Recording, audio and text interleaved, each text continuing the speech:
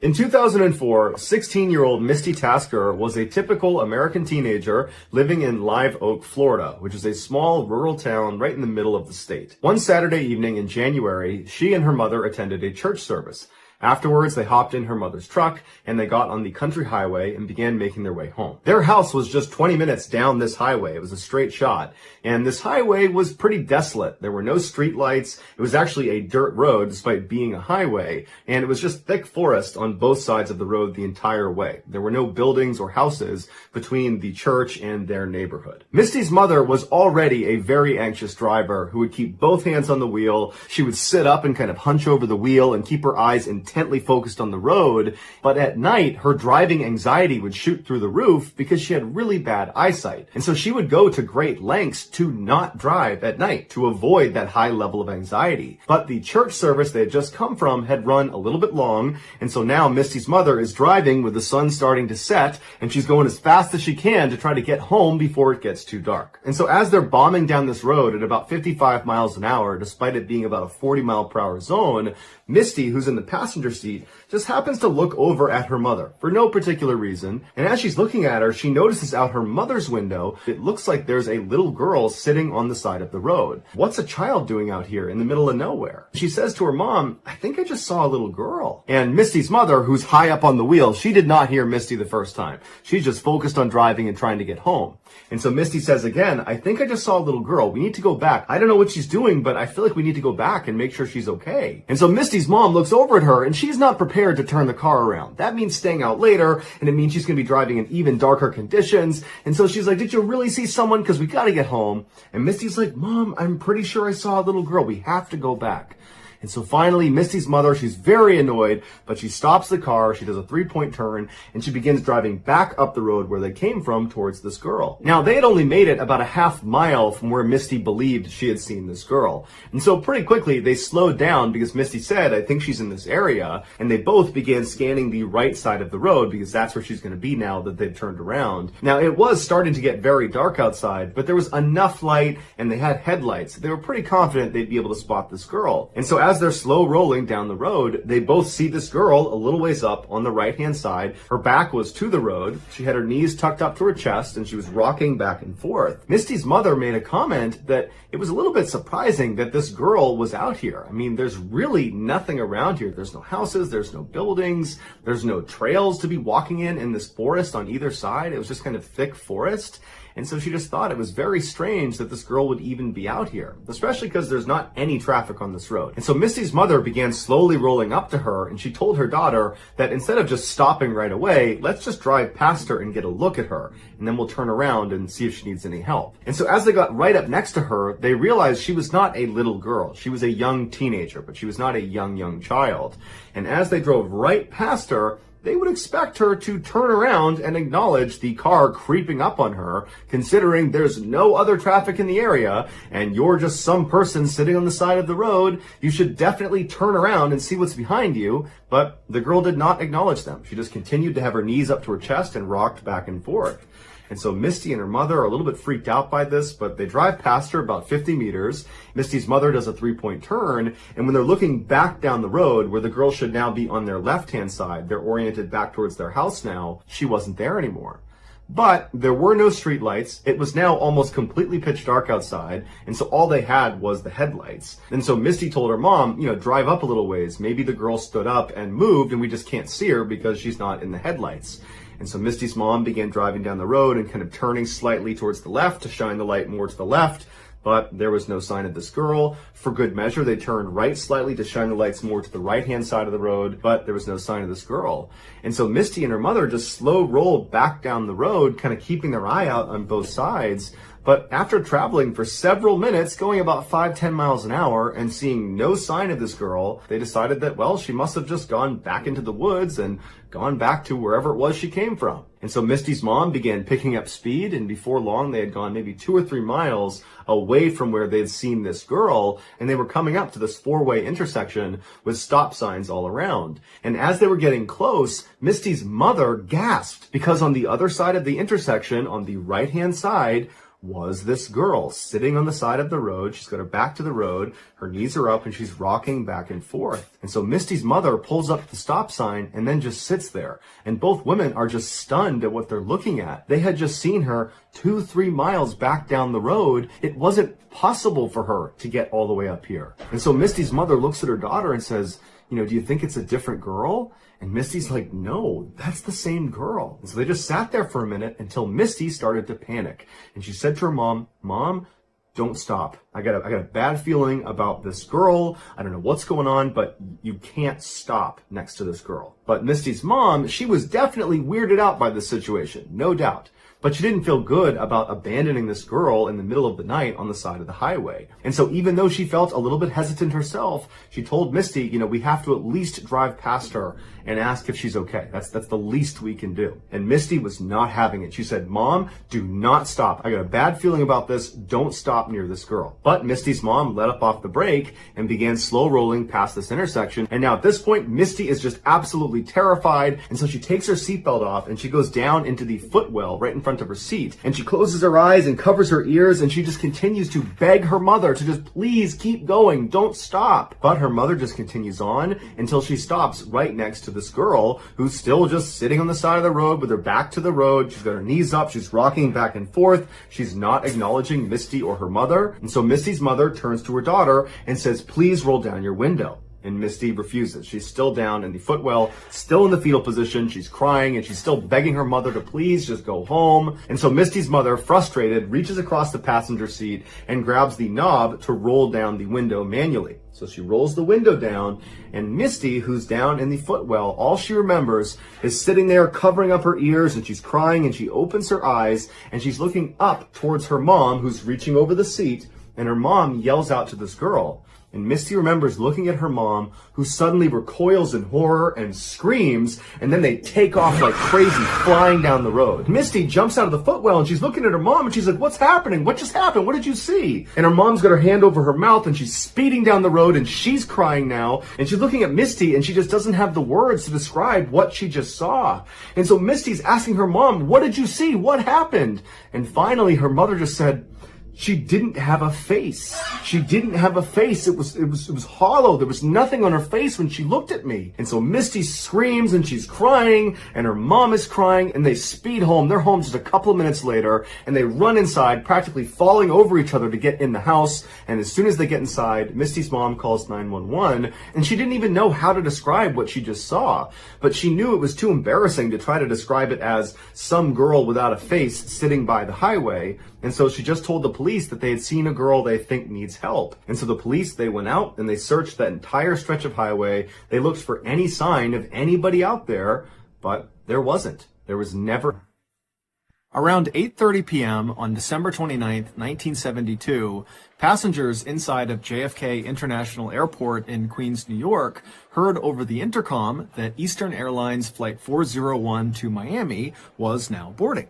About 30 minutes later, all 176 passengers, which included the 13 crew members, had made it on board, and then at that point, the 13 crew members began making their final preparations for takeoff. Flight 401 was a very expensive and recently introduced model of plane by Eastern Airlines called the Lockheed L-1011 TriStar, and it was both unbelievably technologically advanced and unbelievably enormous. It sat up to 400 passengers, which meant instead of having 4 seats to a row like you would expect inside of a passenger jet, the L-1011s had 8 seats per row, and they had 2 levels. There was the main level, which was the main cabin where all the passengers were, and then there was a second level, a lower level, that was only accessible via 2 small elevators that could barely fit 1 person inside of them in the back of the aircraft. And down on this lower level was a full-size kitchen, which had ovens and refrigerators, and also at the back of this lower level was a lounge area for flight staff. The pilot that night was Bob Loft, who was a strikingly handsome 55-year-old man with over 30,000 hours of flying experience, which for reference is a ton of flying experience. Captain Bob was known as a perfectionist who exuded confidence and who was cool under pressure. After Bob had boarded the aircraft, he had made his way right into the cockpit, which is the very front of the plane where the pilots fly the plane, and he had sat down in the customary captain's seat, which was the front left seat. And then after he had sat down, his 10 years younger first officer or co-pilot, a man named Bert Stockstill, had joined him in the cockpit and sat down in the customary co-pilot seat, which was directly to the right of Captain Bob. And so after the pilot and co-pilot were both seated, the remaining two members of that night's cockpit crew came into the cockpit. Now, normally in most passenger jets, there were only two seats in the cockpit, but because L-1011 planes were so massive, there were four seats in the cockpit. And so one of the last two men who joined the cockpit was 51-year-old Don Repo, who was the flight's engineer. And despite him being this big, strong ox of a man, he was actually known as being fairly soft-spoken and very approachable. And so Don came into the cockpit, he said hello, and then he sat down in the seat right behind the co-pilot, Bert. And then a few seconds after Don, the last man came into the cockpit. It was 47-year-old Angelo Donadeo. Angelo was not actually part of that night's flight crew. However, he was an employee of Eastern Airlines, and that night he needed to get to Miami, and so the company had put him on Flight 401 and sat him in the fourth and final seat in the cockpit right behind Captain Bob. Around 9:10 p.m., all pre-flight checks had been completed, all passengers were seated, as was the crew, and so Captain Bob began taxiing over to the runway. 10 minutes later, at 9:20 p.m., Captain Bob pushed the throttles forward, and the plane began to take off. A few minutes later, and Flight 401 was airborne up in the night sky over New York, headed south towards Miami. For the next 2 hours, this flight was completely normal. In fact, it was so normal that one of the passengers, named Jerry Escow, actually wrote a letter while he was on the plane telling Eastern Airlines how great their airline was and how smooth this flight was. His plan was, once they landed, to mail this letter to Eastern Airlines.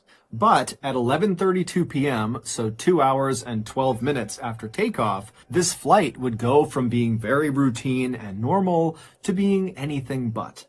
At 11:32 p.m., Captain Bob began his approach to Miami International Airport, but when he lowered the plane's landing gear, his co-pilot Bert noticed they had a problem. L-1011 jets, like 401, have three pieces of landing gear.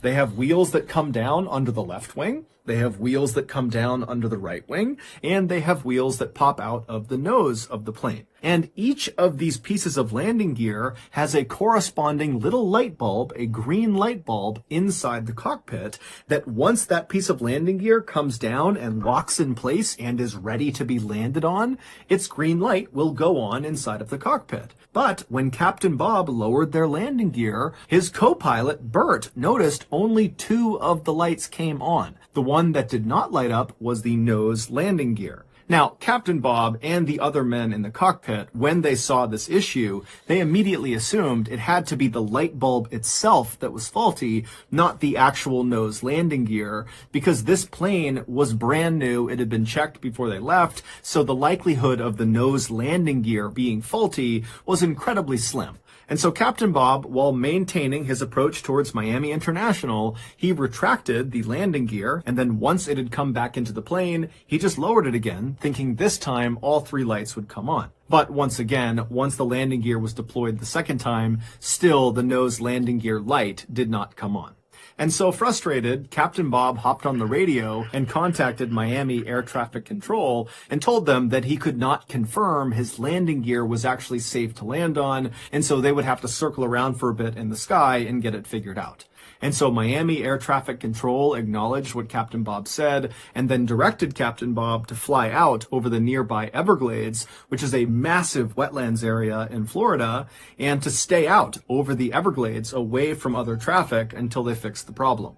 And so once Flight 401 was out over the Everglades flying in a circular pattern, Captain Bob and his co-pilot set the plane to autopilot so that it would maintain a constant altitude of 2,000 feet and a constant speed of 200 miles per hour.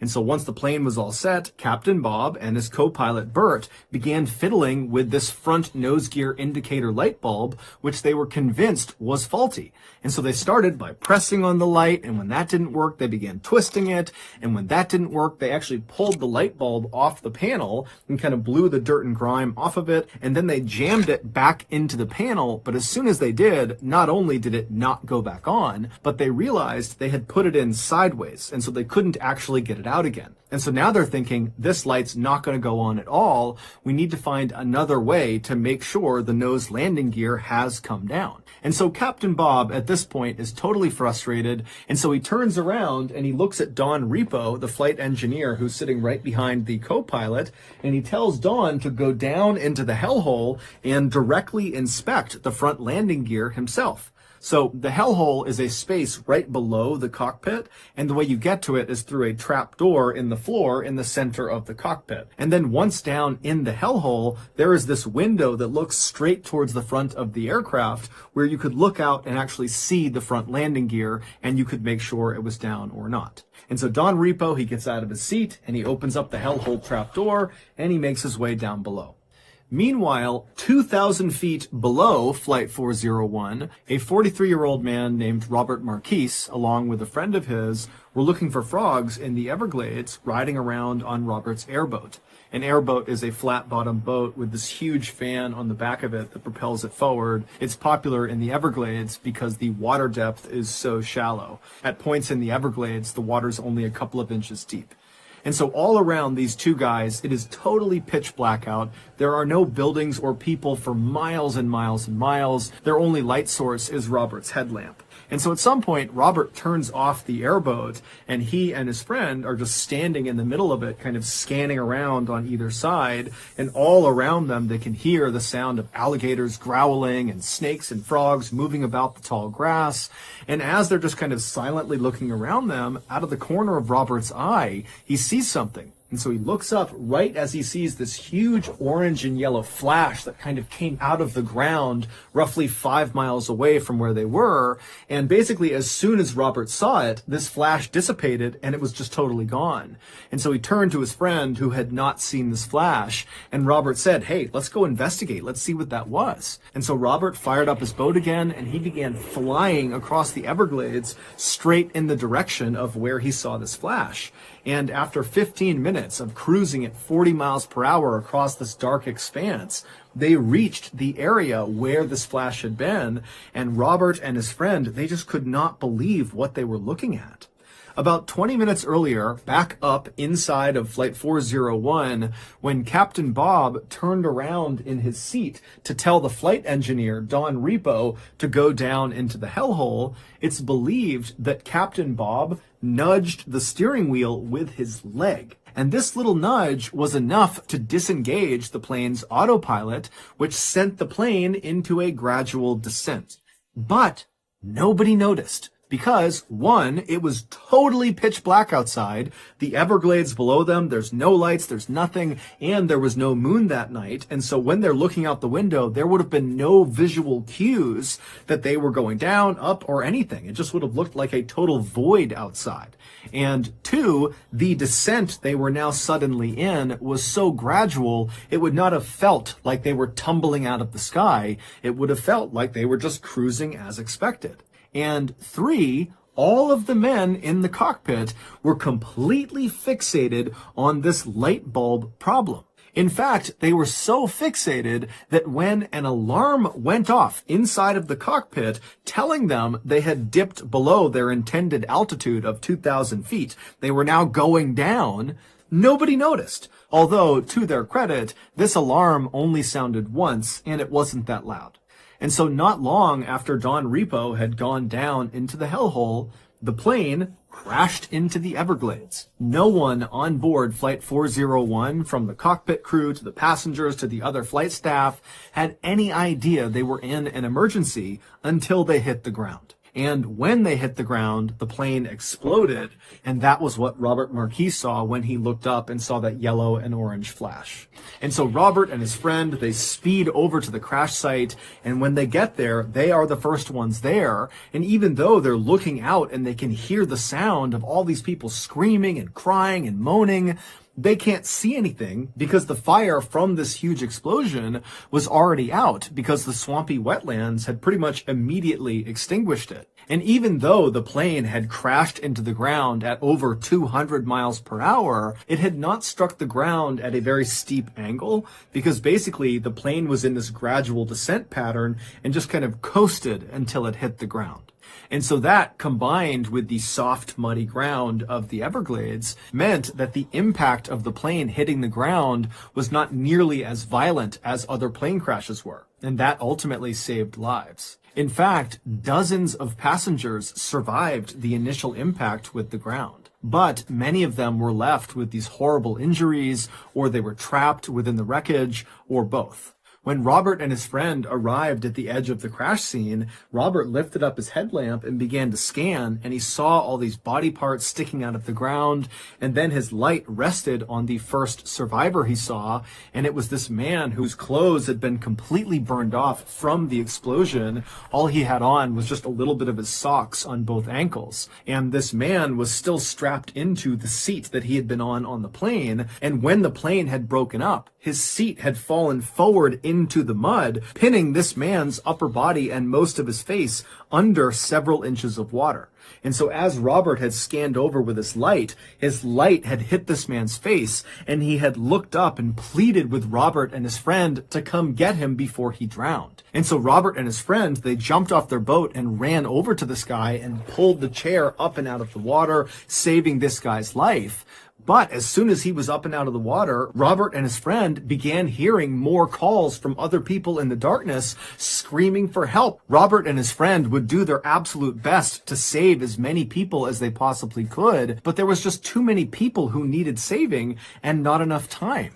About 30 minutes after Robert and his friend had arrived at the scene, the Coast Guard showed up in helicopters, and they, along with Robert and his friend, would spend the entire night pulling as many people to safety as they possibly could. By the time the sun came up on the following day, there were no other survivors left to save. All told, 99 people perished and 77 survived. Amongst the dead were Captain Bob Loft and his co-pilot Bert Stockstill and their flight engineer Don Repo, who had gone down into the hellhole. Amongst the survivors was Angelo Donadeo, the fourth man in the cockpit, as well as Jerry Ascow, the man who ironically had written that letter to Eastern Airlines saying how wonderful that flight had been.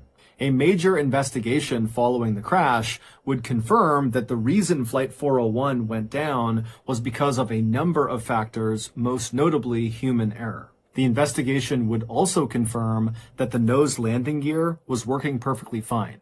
The light bulb not coming on was a result of the light bulb being burned out. Following the investigation, Eastern Airlines would make every effort to compensate both the survivors of the crash and also families of those who were killed in the crash. Eastern Airlines would also make major changes to their training for their pilots and co-pilots and anybody that was ever going to be in the cockpit to ensure this type of disaster never happened again. But this was not the end of the story for Flight 401. In March of 1973, so 3 months after Flight 401 had crashed in the Everglades, an Eastern Airlines flight attendant named Ginny was assigned to a flight from New York to Fort Lauderdale, Florida. Working with her on this flight was her very close friend and fellow flight attendant, a woman named Denise. Neither of these two women were on Flight 401 when it crashed. The plane these two women would be working on their flight to Florida was called number 318 by Eastern Airlines, and it was an L-1011, just like Flight 401 had been. In fact, plane number 318 actually had some original parts from Flight 401 on it, because it would turn out after that huge investigation was done on the crash, the investigators discovered lots of parts from Flight 401 were still in pretty good shape. And so after rigorously testing them and ensuring they did really work, those parts were actually installed on other L-1011 jets in the Eastern Airline fleet. Now, for the record, this was not considered an inappropriate thing to do. These parts were extremely expensive and they worked perfectly fine and they were not involved in causing Flight 401 to crash.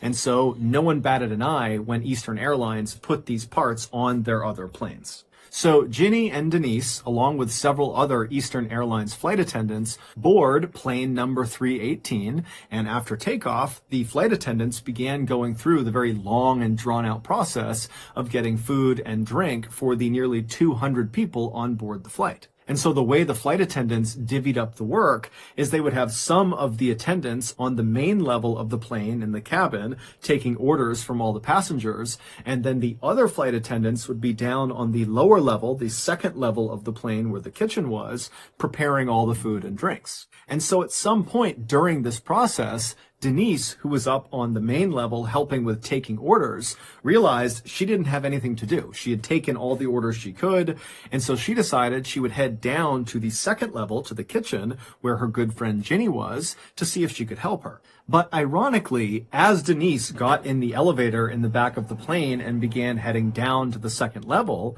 Ginny, who was on the second level, discovered she did not have anything to do. She'd already prepped her cart, and so she had gotten into the other elevator and began going up to the main level to see if Denise needed any help. And so the two women literally passed each other in their elevators, but didn't see each other. And so once Ginny arrived at the main level, the cabin level, she got off the elevator and she walked down the aisle and she began asking around to the other attendants if they knew where Denise was. And they would tell her, oh, she just left a minute ago to go down to see you. And so after a couple of minutes, Ginny would leave the main level and go back down the elevator to the lower level to find Denise.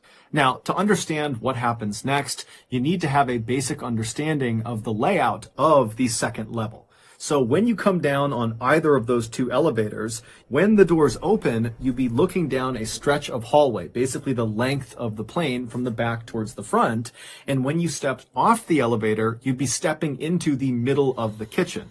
Now, the kitchen was very, very cramped, and on the left side was a row of ovens that were all stacked up against each other, and then on the other side, on the right side, was a row of cabinets and cupboards.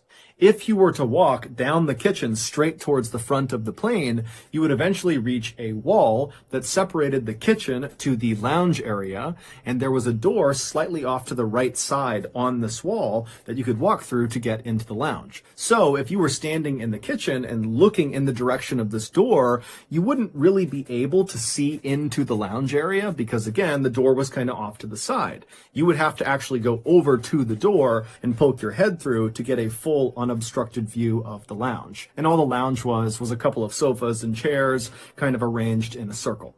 So Ginny has gotten back in the elevator and she's made her way back downstairs to continue looking for Denise. She gets down to the lower level, the doors open up, and she looks out into the kitchen and Denise is not there. In fact, the kitchen is totally empty. And the door leading into the lounge area is shut, so she can't even see in part of the way into the lounge to see if anybody is in there. But the second Ginny stepped off the elevator into the kitchen, she immediately had this powerful sense that Denise was definitely down there somewhere on the second level with her, probably in the lounge area that she couldn't see. And because Ginny felt so confident that Denise was down there, she actually didn't start by calling out for Denise or walking to the door, opening it up, and looking into the lounge to make sure Denise was there. Instead, Ginny just turned to the left and went to the ovens and began preparing food for the attendants upstairs. And as she's making these plates of food, Ginny would periodically look over at the closed door leading into the lounge, kind of expecting it to open up at any point and see Denise walk out. But after a couple of minutes, no one had opened the door from the lounge, and Ginny was thinking to herself, I'm making quite a bit of noise over here. If anybody was down here, wouldn't they come out of the lounge and just see who it was? And because Ginny, again, had this really intense feeling that she was not alone down there, she began to think, wait a minute, is Denise playing a practical joke on me? Is she hiding in the lounge? Or is she hiding in one of the cabinets on the right side here, and she's going to jump out and grab me? And so the second Ginny began thinking about that, she became really paranoid. And so as she's making this food, she's pretty much constantly looking over at the door or kind of scanning behind her, waiting for Denise to launch out and scare her. But again, after several more minutes, Ginny didn't see anybody come out of the lounge and none of the cabinet doors opened up. It was just her down there. However, the longer she stayed down there, the stronger that feeling got that someone was in the room with her. And so now she can't even make her food. She's completely turned around, just scanning all around the kitchen, really at this point hoping Denise jumps out to scare her. And when Denise didn't do that, Ginny just began walking over to the door that would lead into the lounge. And so when she reached the door, her heart was racing like mad. She reached down to the handle, she turned it, she pushed it open, and she poked her head in real quick. And there was no one in the lounge. But immediately, the second her head was in that room, that feeling that someone was down there with her spiked, and she got chills all over her body. And she ran into the back of the lounge and looked behind all of the chairs and sofas, praying at this point that Denise was going to be down there. But after looking all over the back of the lounge, there was no one there. And so finally, Ginny turns around and she's totally racked with fear. Because now she's on the very far end of the lounge. There's no one in the lounge. She knows there's no one in the kitchen. And here she is still getting that sensation that she was not alone down there. But she has to go all the way back across the lounge, through that door, into the kitchen to get back to the elevators so she can escape. And so Ginny almost instinctively moved immediately to the left side of the lounge and put her back up against the wall to make sure no one could be behind her. And then she began slowly inching her way along the left wall towards the door that was now open that would lead back into the kitchen. And as she's slowly shimmying along, her view of the kitchen is getting bigger and bigger and bigger. And the whole time she's thinking, I'm going to see someone in the kitchen because this sensation that someone is down here with me is not going away. But when she finally gets to the door and crosses into the kitchen, there's still no one there. And so she makes a run at that point to the elevator. She starts hitting the button. And as she's hitting the button, she's turning around and she has that awful feeling that someone's right behind her. And then finally the car comes down. She hops inside the elevator. She shuts the doors. She hits the button and she begins going back up. When the elevator cart got back to the main level and the doors opened again, Ginny almost knocked over the flight attendant that was standing right outside of it, a woman named Mildred. And after Mildred and Ginny kind of regained their balance, they both looked at each other, and Mildred could see very clearly that Ginny looked horrible. She was totally pale, she was sweating. And so Mildred said, Ginny, are you okay? What's going on? And Ginny would just say, I don't know. I can't tell you what's going on. I don't know. But Mildred, instead of asking follow-up questions, just said, Ginny, you need to come with me. And so Ginny would follow Mildred, who led them back around behind the elevators to the space in the back of the plane, kind of out of view of the passengers. And there, Ginny would find Denise. And Denise looked pale as a ghost. She was sweating and looked totally shaken up. It would turn out when Ginny left the lower level for the first time to come up to the main level to look for Denise, and then learned that Denise was not up there, that Denise had actually gone down to look for Ginny. In those few minutes that Ginny was up on the main level before she went back down again to continue looking for Denise, Denise was on the lower level. And Denise would say when she got off the elevator into the kitchen, there was no one down there, but immediately she believed Ginny had to be down there because of the strong sense that she was not alone down there. However, when she opened up the door to look into the lounge, she didn't see anyone, and it totally spooked her. She shut the door, she ran back to the elevators, and she went back upstairs. And as she was going up in her elevator car, who, once again, passed her in the other elevator car? Ginny. And so once again, the two women did not see each other. And so these two women, who had never experienced anything like this before in their lives, had nearly identical experiences, totally independent of each other, just a couple of minutes apart, in the exact same space. It was just too many coincidences for them to totally write it off. And so that was a big reason why they felt like they had to come forward with their information.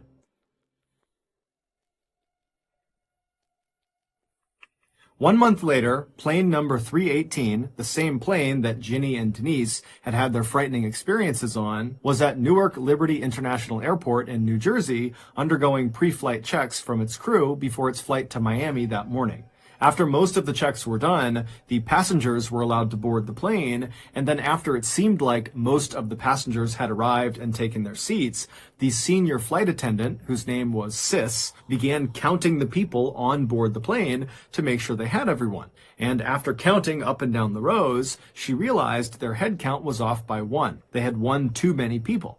And so when Sis began recounting, she actually quickly identified the discrepancy. Sis was standing in first class in the aisle, and as she was counting down the left side of first class passengers, she noticed there was an Eastern Airlines captain seated in one of the seats. And so immediately Sis thought, oh, okay, I don't recognize this person, but since he's in uniform, he must be deadheading. Deadheading is a fairly common practice for airline employees where if they need to be on a particular flight but are not physically at the origin airport, they will just hop on another company flight that happens to be going to the airport they need to go to. And at least in the 1970s, it was not uncommon for employees not necessarily to tell the flight staff until they were literally on the plane, because these employees would just check the manifest, see if there were openings, and then climb on board.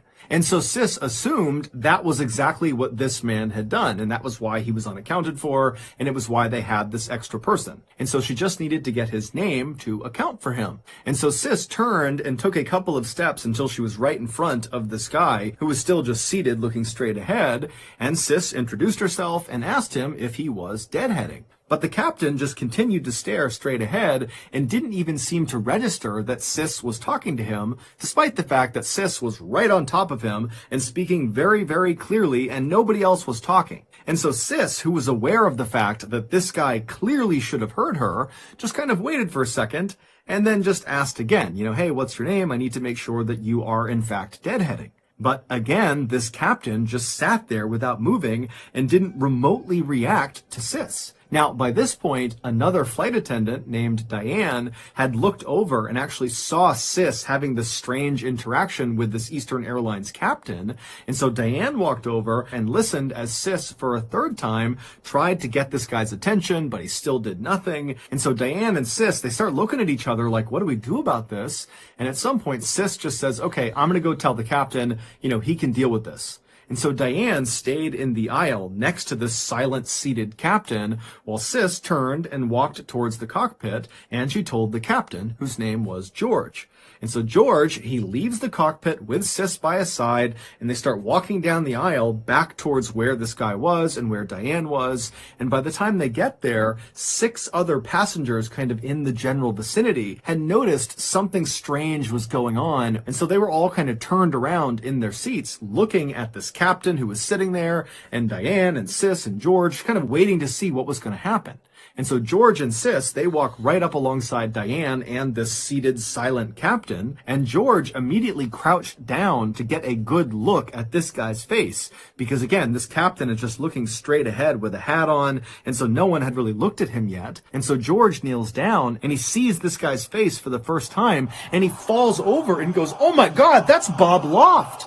The same Bob Loft who had died on Flight 401, the captain of Flight 401. George had known Bob really well and knew exactly what Bob looked like. But before Bob, Sis, Diane, or the 6 other passengers that were all watching could do anything, the seated, silent captain that looked exactly like Bob Loft vanished into thin air right in front of all of them. And immediately, these 6 passengers on board the flight that saw this happen became hysterical. They could not understand what they had just seen. People are screaming and crying. And George, Diane, and Sis, they were very shaken at what they saw, but they knew they were in charge of this flight. And so they tried to calm down the passengers, but then very quickly, they organized a search of the plane because they're telling themselves, no one can just disappear into thin air. This guy has to be somewhere on the plane. And so for over an hour, the passengers were told to stay in their seats and were told to stay calm while the flight crew searched every crevice, every nook and cranny of this flight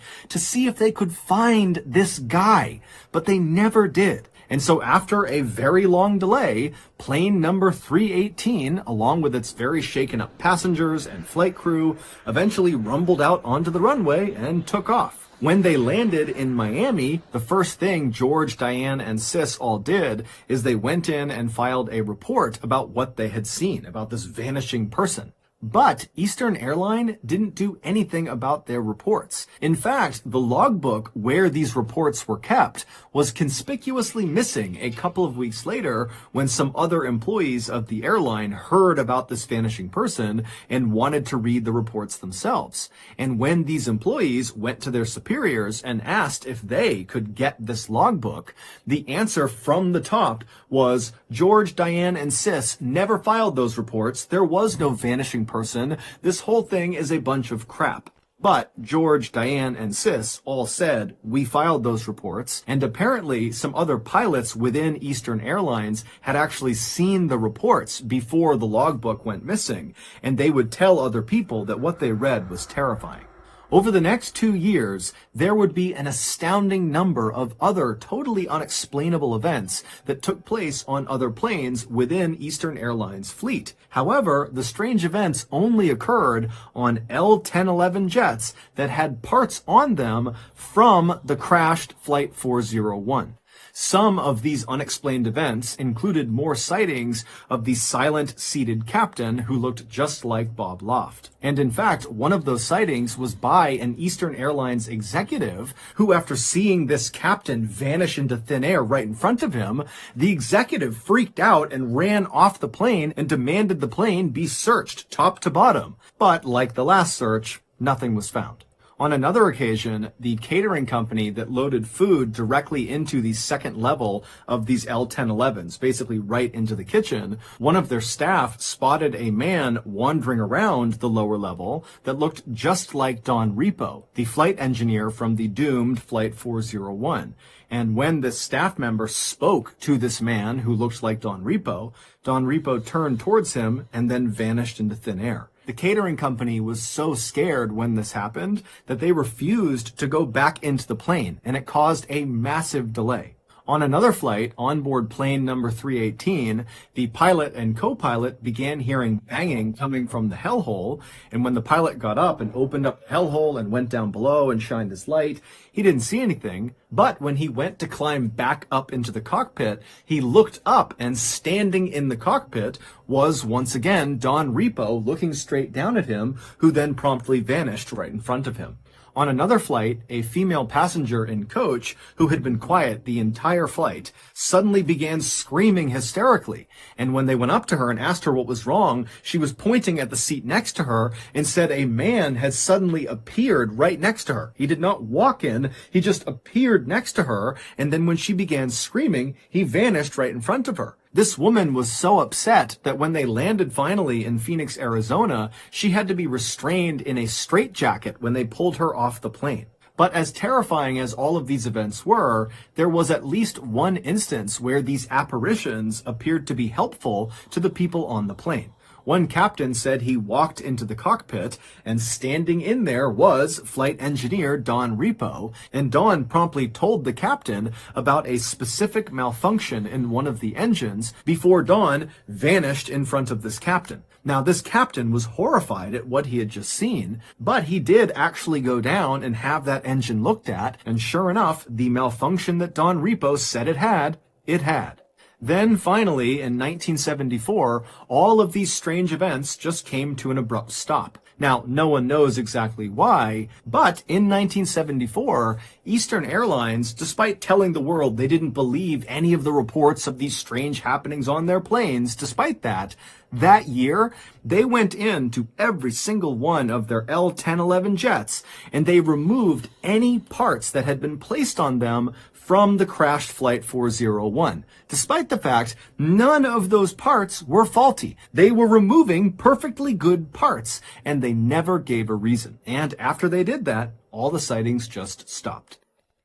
Around midnight on September 3rd, 1986, Doug Wells and his wife Kristen were pulling onto their street in western Montana when they noticed a camper parked in front of their house. Neither of them recognized the camper, and so when they pulled into their driveway, Doug got out and walked over and looked inside to see if anyone was in there. And there was a man sleeping in the front seat. Doug didn't wake him up. Instead, he went back to his wife. They talked about it, and they decided that this man must have just randomly parked in front of their house, and that most likely the next day he would leave. And so the couple went inside their house and they began getting ready for bed. At some point, Doug rounded up all the trash inside of the house and was going to bring it outside to put into the trash bin. And when he went outside, standing in his front lawn is the same guy who was just sleeping inside of the camper. And so Doug very cautiously goes down the front steps and he yells out to this guy and says, what are you doing here? And immediately the man put his hands up and said he meant no harm. He said his name was Wayne Nance, and he actually worked with Doug's wife, Kristen, at the furniture store in town. Wayne went on to say that he happened to be driving down their street earlier that day,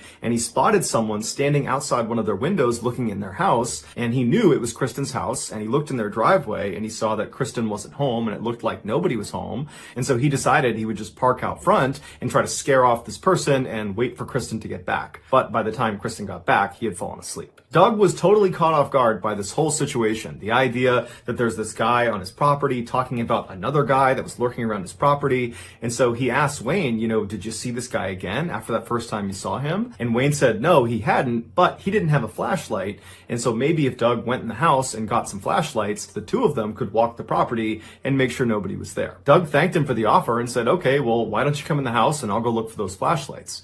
And so Doug led the way inside of his house, and as soon as Wayne got in the house and shut the front door behind him, he pulled out a metal pipe he was hiding and smashed Doug over the back of the head. Doug turned around and Wayne hit him again over the face, and before long the two of them were struggling on the ground. Kristen, who was upstairs, heard the commotion, and she came running down the stairs, and she sees at the bottom her husband, who's bleeding profusely from his head. He's covering himself up on the ground, while Wayne, her co-worker, is standing over him, punching and kicking him. Before Kristen could do anything, Wayne noticed her up on the stairs, and he drew a pistol and aimed it at her and told her to come down here and tie up your husband's arms and legs. Kristen, who's in shock, is just hoping this was just a robbery and that they would have their lives spared. And so she does as she's told. She walks down.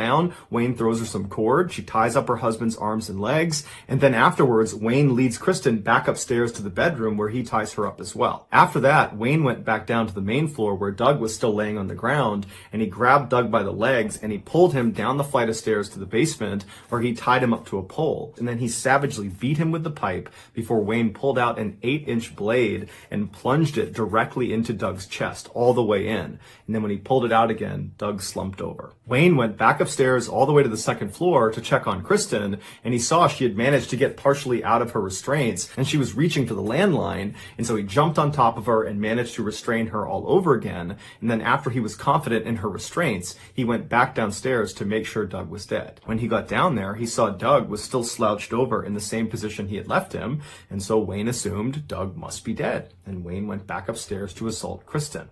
But Wayne was wrong. Doug wasn't dead. And after Wayne went upstairs that second time, Doug, despite his horrific head and chest injuries, managed to wriggle out of his restraints and then hobbled over to a workbench where he had a rifle laying out because Doug was actually a gunsmith. And so he took the rifle and he loaded it with the one round he found on the table. And then he walked over to the base of the stairs, he raised his rifle, and he made his way up to the main floor. He didn't come in contact with Wayne, and he looked around the first floor, he didn't see him, and he heard his wife screaming upstairs. And so he made his way to the next set of stairs and began walking up with his rifle raised. At the top of the stairs to the second floor, there was a hallway that ran right and left out of sight. And so as Doug is making his way up, he can hear off to the left, out of view, his wife screaming in the bedroom, and he can hear the sound of very heavy footsteps running down the hall towards the landing where he is.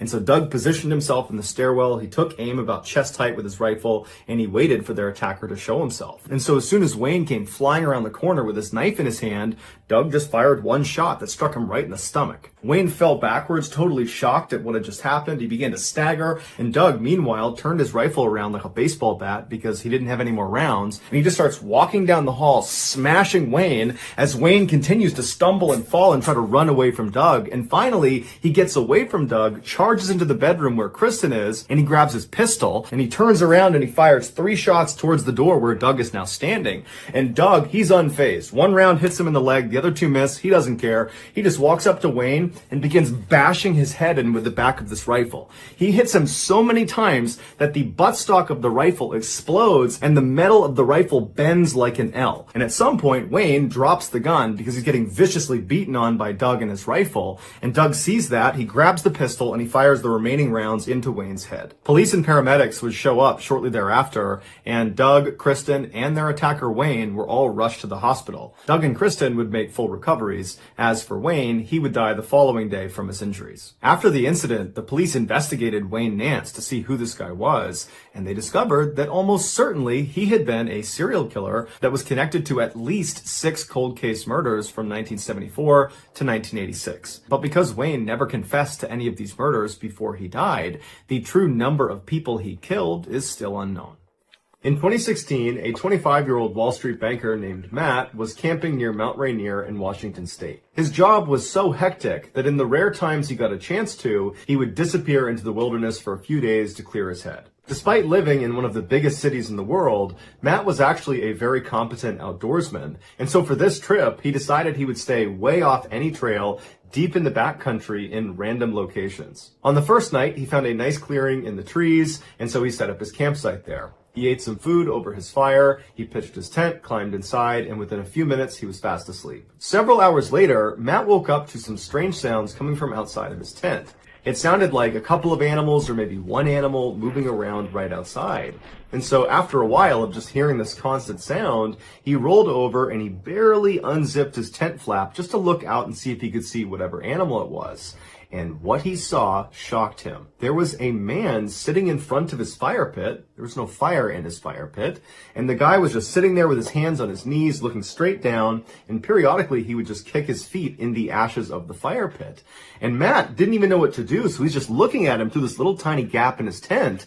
And this man all of a sudden looks up directly at Matt and makes eye contact with him. And the guy's eyes go wide and he stands up, turns around, and runs away from Matt's campsite. Matt has no idea how to react to this. And so he just quickly unzips his tent, jumps outside, and shines his light into the forest looking for this guy. He's thinking to himself, who is this guy? I am in the middle of nowhere in the backcountry of Washington state. How long was he sitting outside there for? What does he want? And so as Matt is trying to make sense of this totally weird thing, he's thinking, okay, I'm going to look out and I'm going to see his flashlight somewhere, or I'm going to see his campsite. You know, maybe he's set up nearby, and he's looking around into the total darkness. He's looking through all the trees. Any light source anywhere out there he would see. And there's not one. There's no fire. There's no flashlight. There is nothing. And so eventually Matt goes back inside of his tent, he zips it up, and he's just left kind of dumbfounded. He can't understand how some person was just sitting outside of his tent for no apparent reason and then vanished into the forest without even turning on a flashlight. And so after a very restless night, finally the sun came up again and Matt was very relieved. He stepped outside, and after a little bit of time now from this strange incident, Matt started to tell himself that all that was is some guy happened to set up his campsite nearby. It is possible, albeit rare because we're in the backcountry, and maybe he was just intoxicated and he wandered over here, and stranger things have happened, so that's probably all it was. And so Matt felt like there was nothing to worry about. He packed up his campsite and he began hiking into the forest. Matt didn't have a planned route. Instead, he had a map and a compass, and he began just kind of wandering in the forest, kind of exploring wherever he wanted to go. And over the next 2 days, he covered at least 10, maybe 15 miles in kind of random zigzag directions. He found a nice clearing and he set up another campsite. That night, he set up a fire and he was eating some food near his fire. And then as he's sitting there, he hears rustling coming from behind him. And he's pretty sure it's an animal, so he turns around and he doesn't see anything. And he goes back to eating his food. And then a little while later, he hears some more rustling behind him. And this time, he can't really just write it off. Clearly, there is something behind him that's moving around. And so he stood up, turned around, and remained motionless and just listened, expecting to see maybe a deer come out of the woods. But instead, he hears a man's voice come out of the darkness that says, "Do you know how to get to Bell's Canyon?" And Matt's heart starts racing.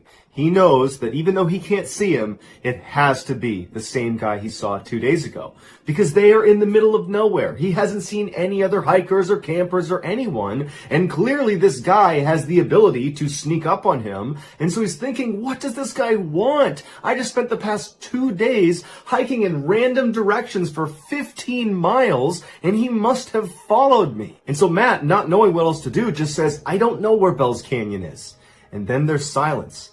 And Matt, one part of him is thinking, I hope this guy does not come into the light. I hope he just goes away. The other part of him is thinking, well, maybe this is a different person that is lost. And they're looking for this place called Bell's Canyon, and they'll come into the light. It'll be a big relief. I'll send them on their merry way, and everything will be fine. But as Matt is having this wishful thinking, the voice from the shadows does not come any closer, but instead asks the same question, a bit more forcefully this time. Do you know how to get to Bell's Canyon? This time, Matt did not respond. Now he was scared. This is not some friendly hiker looking for directions. There's something wrong. And so Matt, knowing he's all alone out here, he knew he had to do something to try to take control of this situation.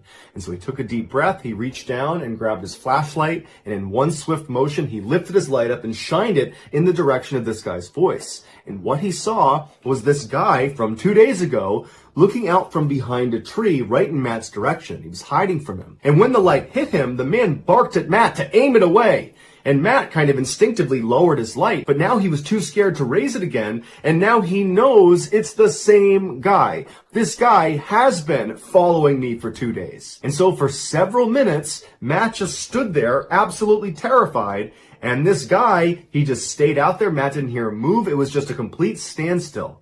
And then the silence was broken yet again by this voice, except somehow he had moved even closer to Matt. And when he came through asking the same question, Do you know how to get to Bell's Canyon? His voice was so close to Matt that Matt got scared and raised his light up, and the man was standing just a few feet away from him. And this time, the man's eyes got wide like they did the first time they saw Matt, and he turned around and he ran into the forest again. Matt, not knowing any better, just began running after him, but he only ran for about 30 seconds before he realized the terrain out here is so rough. He's gonna fall, get hurt, he's gonna get lost, and this guy's already long gone. He somehow managed to run immediately so far away, and so Matt just goes back to his campsite, and he's thinking to himself, what do I do? I have no cell phone service. I'm at least 3 days away from my car, and I'm in the middle of nowhere. No one even knows where I am because I didn't chart a course. I didn't tell anyone where I was going to be. And so Matt just grabbed his knife and stood in the middle of the campsite, and for hours and hours he just kept looking around, expecting this guy to just show up again or start speaking to him from somewhere out in the darkness. It was absolutely horrifying. Finally, by about 3 a.m, Matt was so tired that he had to go to sleep. He hadn't heard this guy again. He didn't see him again. And he figured, I need a little bit of sleep because tomorrow he's going to pack up his campsite and begin this epic journey back to his car. And so he climbed in his tent and he had a very restless next couple of hours. And when the sun came up, Matt jumped out of his tent, packed up his stuff, and began practically running in the direction of his car. All day as he was hiking, Matt kept looking over his shoulder, expecting to see this guy, because clearly he had followed him for multiple days over 15 miles, and so the likelihood that he's still following him was really high. And so all day, Matt just felt like he was being watched, he was totally terrified, and then the sun started to go down, and Matt knew he would have to camp out again. And so he found a clearing in the trees, he set up his campsite, and he was so tired from running basically all day and being so mentally exhausted from this experience that he just got in his tent and fell asleep very quickly. But several hours later, he woke up to the sound of somebody walking around his tent. And he knew it had to be this guy. He's still in the middle of nowhere. He's not even close to the parking lot yet. And so this guy is still following him. And so Matt sat up in his tent, he clutched his knife, and for hours and hours and hours, all night, this guy just walked around his campsite. And then around 4 or 5 in the morning, he scampered off. When the sun finally came up, Matt leapt out of his tent, packed up his stuff, and literally just began running in the direction of his car, hoping that maybe he could get there before needing to camp out one more night. And so all day as he moved, he's looking over his shoulder, knowing this guy is following him. At this point, it's not even a question. He's somewhere in the forest, but he could never see him.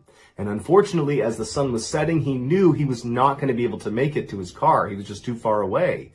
And so at some point when it got too dark to keep moving, he had to find a clearing and set up his tent again. And so once his tent was set up, he just climbed inside, grabbed his knife, and sat there, knowing this guy was somewhere out there. And so Matt climbed inside of his tent, he zipped it up behind him, he grabbed his knife, and he sat there, expecting to hear this guy come walking around. But after several hours, he didn't hear him. And Matt started to wonder, maybe this guy has left me alone, finally. Maybe he's not following me anymore. And so Matt, who was totally exhausted, laid down to go to sleep. And then, as he's laying there from somewhere out in the woods, Do you know how to get to Bell's Canyon? Matt immediately sat up. His heart began racing so fast that he actually was concerned he might have a heart attack. And he didn't know what to do. He didn't know what to say, so he just sat there holding his knife. And then this guy began running past his campsite, making animal sounds. And he would stop periodically and moan and grunt, and he'd pick up leaves, and then he'd run past his campsite again, over and over and over again, until the sun finally came up and this guy scampered off back into the woods. Matt didn't waste any time. He leapt out of his tent, packed his stuff up, and ran all the way back to his car. When he finally got inside of his car, shut the door, and locked it, he cried tears of joy. He was so unbelievably relieved. And he peeled out of the parking lot. He got to a nearby hotel. He finally got cell phone reception, and he considered calling the police about this guy, but he thought, what am I going to tell them? He didn't commit a crime. He was just terrifying. And so he decided not to call the police. He finally flew back to New York, and he just had to accept that there was some strange guy out in the wilderness of Washington state who was able to hunt him over 3 days and 30 miles in rugged terrain without the use of a flashlight, without any gear, and all he ever said to Matt was, Do you know how to get to Bell's Canyon? On April 27th, 1997, a farmer in Indonesia was walking his livestock through a thick sugarcane field near his house when he tripped on something. After he regained his balance and looked down, he noticed a strange mound of dirt that seemed totally out of place. He wanted to dig it up just out of curiosity, but he wasn't on his property, so instead he walked back to the village and he told the village leader about this strange pile of dirt and suggested he see what's under it. So the village leader and some other men headed back out to the field. They find this dirt pile, and the first thing they do is they poke it with a stick. The stick went right into the pile. It was a soft pile of dirt, and when they pulled it out, this horrible stench filled the air that was coming out of this mound. Worried about what they might find underneath this pile, the men decide to leave it alone and go back to the village and tell authorities about it, and the authorities promptly tell them to go back out there and uncover this thing and tell them what they find. And so the village leader and some more men head back out to the field, and they start digging. And pretty quickly, their shovels strike something that's fairly soft inside of this mound. And so after delicately removing some more dirt, they discover a woman's face is looking right back at them. It appeared she had been buried up to her neck, and then someone had just thrown dirt on top of her head. At this point, the authorities did come out, and they were able to identify the body as belonging to a 21-year-old local woman named Dewey. After asking around the village about this girl, the police determined the last time anyone had seen her was 3 days earlier when she had left her house to run an errand. But after that, no one knew what happened to her. Just a few hours after Dewey's discovery, a 15-year-old rickshaw driver came to the police with additional information. He said 3 days earlier, on the evening of April 24th, so the same day that people had seen Dewey last, he said she had come to him to ask for a ride. And when she got into the rickshaw, he asked where she wanted to go, and she said she did not want to tell him specifically where she was going. Instead, she just wanted him to drive in a particular direction, and she would give him more information about how to get where she wanted to go as they got closer.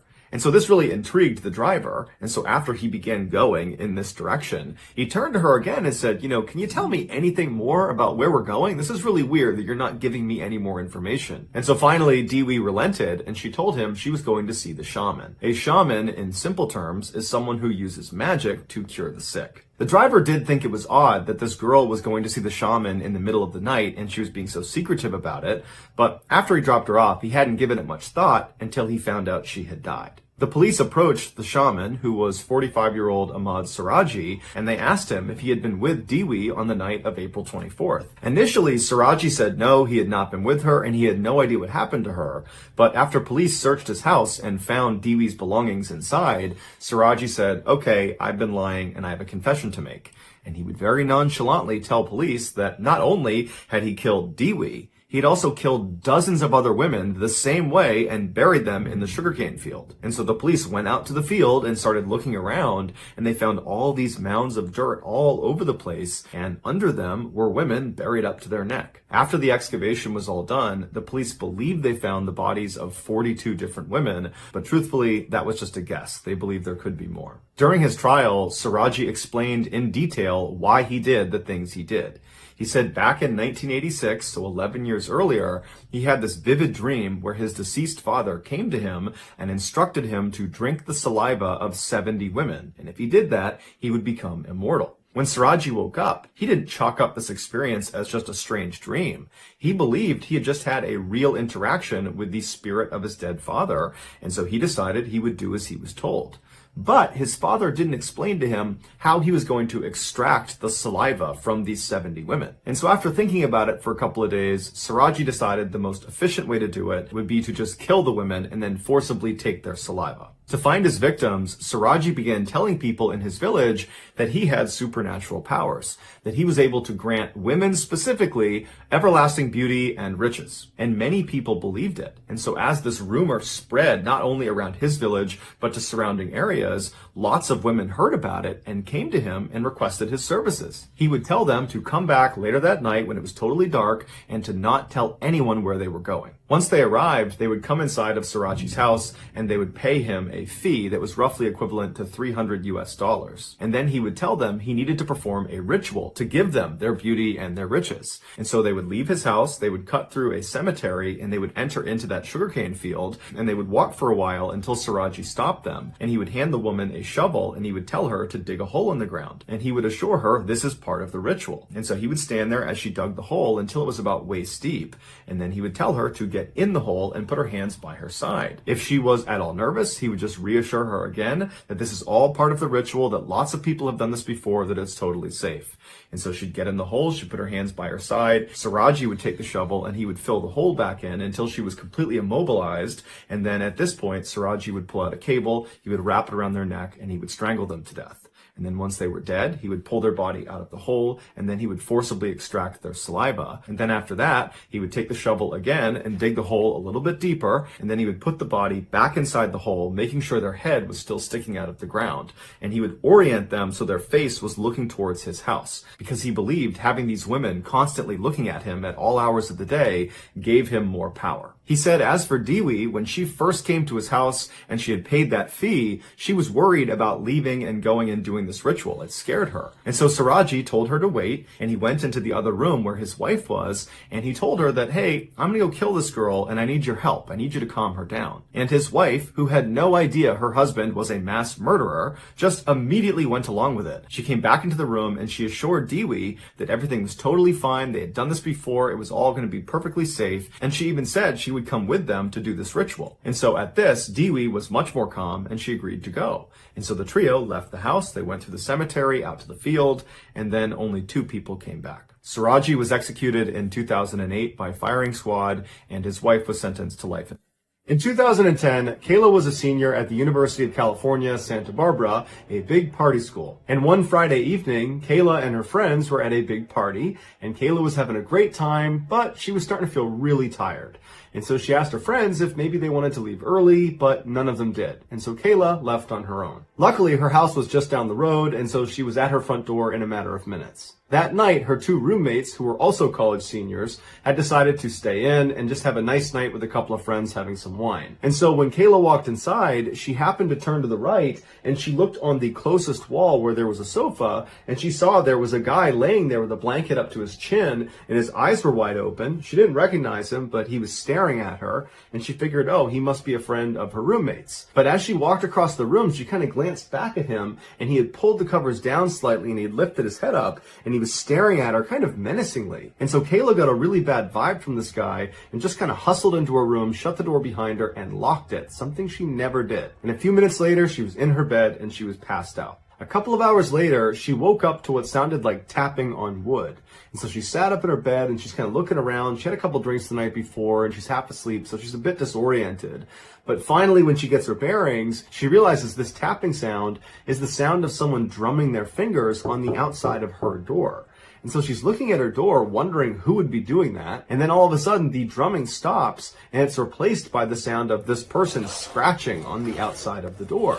And so now Kayla's thinking, okay, is this guy who was out on that couch, is he playing a joke on me? And so she's sitting there wondering if she should just go over there and open the door and tell him to stop. But before she gets out of her bed, the scratching gets louder and louder and louder until it's so loud that it's kind of menacing.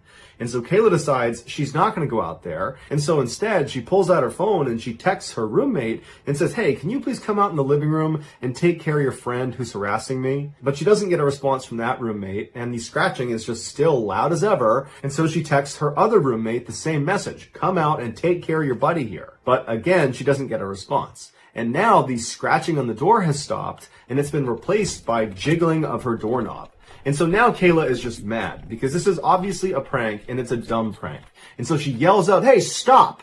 But it doesn't do anything. And so now Kayla's like, okay, I gotta call my roommates, wake them up, they'll come out and they'll handle it. And so she calls one of her roommates, and they do pick up this time. And Kayla angrily tells them, hey, come out into the living room and tell your friend to knock it off. He's totally harassing me. And her roommate was confused. She's trying to make sense of what Kayla's saying, and she says, Kayla, what are you talking about? What friend are you talking about? And Kayla says, the guy sleeping on the couch, the guy in our living room sleeping on the couch. And her roommate said, Kayla, we didn't have anybody over last night. Somebody out there? You need to call the police. Kayla's adrenaline surged, and she very calmly told her roommate, lock your door immediately.